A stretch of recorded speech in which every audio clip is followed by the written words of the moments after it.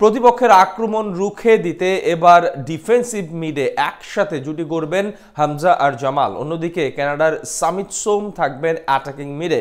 শুধুই কি তাই, স্ট্রাইকার হিসেবে দুটি ছড়াবেন ইতালিয়ান প্রবাসী ফাহমিদুল আর পরীক্ষিত রাকিব। সিঙ্গাপুরের বিপক্ষে এবার ইতিহাসের সেরা আর শক্তিশালী একাদশ নিয়েই মাঠে নামবে লাল সবুজের দল। এশিয়ান কাপে বাছে নিজেদের দ্বিতীয় ম্যাচে কেমন হতে যাচ্ছে বাংলাদেশের একাদশ, এ নিয়ে বিস্তারিত রিপোর্টে। ফুটবল প্রিয় বাঙালিরা খুব শীঘ্রই দেখতে যাচ্ছেন বাংলাদেশের ফুটবল ইতিহাসের সেরা এক একাদশ। যে একাদশ শুধু বাংলাদেশি নয়, বরং দক্ষিণ এশিয়ার ফুটবল বিবেচনায়ও হতে যাচ্ছে ইতিহাস সেরা।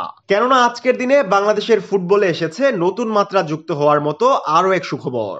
দীর্ঘ অপেক্ষার পর এবার বাংলাদেশের হয়ে খেলার সবুজ সংকেত দিয়েছেন কানাডার জাতীয় দলের হয়ে খেলা সামিত সোম।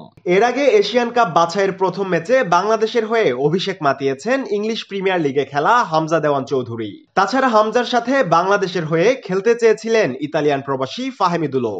যোগ দিয়েছিলেন সৌদি আরবে অনুষ্ঠিত বাংলাদেশ দলের অনুশীলনে, যেখানে নিজের পায়ের জাদুতে মুগ্ধ করেছিলেন গোটা বাঙালি জাতিকে। তবে কোনো এক অদৃশ্য কারণে শেষমেশ তাকে রাখা হয়নি ভারতের বিপক্ষে। শিলংয়ে নিজেদের ডমিনেটিং ম্যাচে ফাহমিদুলের মতন একজন দুর্দান্ত ফুটবলারকে স্ট্রাইকার হিসেবে মিস করেছে গোটা জাতি। হয়তো তিনি থাকলে গোলশূন্য ড্র ম্যাচের হতাশাটা ঘুচতেও পারত হাভিয়ের কাবরেরার। তবে এবার সিঙ্গাপুরের বিপক্ষে দলের স্ট্রাইকারের অভাবটা পূরণ করতে পারেন তিনি। খুব শীঘ্রই হয়তো আবারও তাকে দেশে ফিরিয়ে আনতে পারে বাফুফে।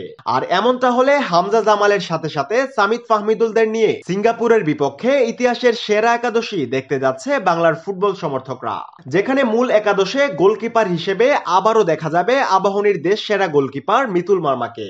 ভক্তদের কাছে দিন দিন গোলবারের অতন্দ্র প্রহরী হিসেবেই পরিচিত হয়ে উঠছেন বাংলাদেশ ফুটবলের এই বাজ পাখি।